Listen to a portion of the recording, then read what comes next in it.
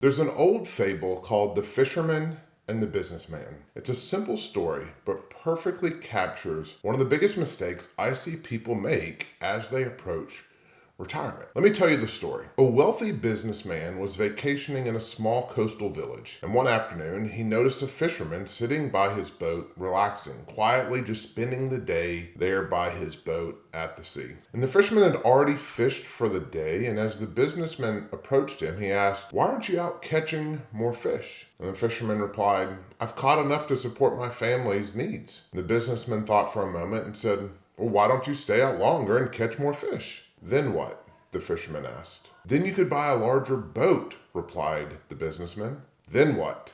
the fisherman asked. "Well, with a larger boat, you could catch even more fish and eventually buy multiple boats and create a crew. Then what? You could build a fishing company, hire employees. You could make a lot of money."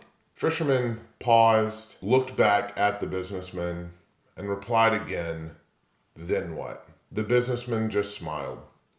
"Eventually, you could retire. You could move to a small coastal village. You could sleep in late, fish a little, spend time with your family, take afternoon naps, and enjoy life."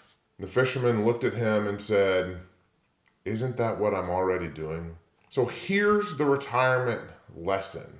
I love this story because it highlights something many people don't stop and consider. The goal of financial planning, the goal of retirement planning, isn't simply to accumulate the biggest pile of money possible. The goal is to create the freedom to live the life you actually want. In fact, again, that's why I've talked about in the past coining the phrase, create the life you love. That is the goal, to create the freedom and the life that you love. Now, don't misunderstand me. I'm not suggesting people shouldn't have a business or shouldn't save or invest, prepare for retirement. I'm not saying that creating businesses and hiring employees is bad at all. Actually, I think that's really, really good, and what makes a lot of our country and its woven structure work is because there's small businesses creating employment jobs. But there's also many people that aren't creating small businesses, and they have had successful careers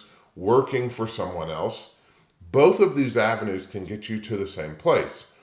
So as a financial advisor, I spend every day helping people create the life they love, preparing for retirement. But what I often see is people who have already won the game financially, yet they keep playing because they're afraid to stop. They've built the nest egg, they've paid off the house, their retirement plan works, they've caught the fish to provide for their family, yet they continue delaying retirement because they feel they need just a little more. Sometimes that extra year of work makes sense, but sometimes it doesn't. And the key is understanding whether you're working towards something or towards a goal, or you're simply postponing a decision.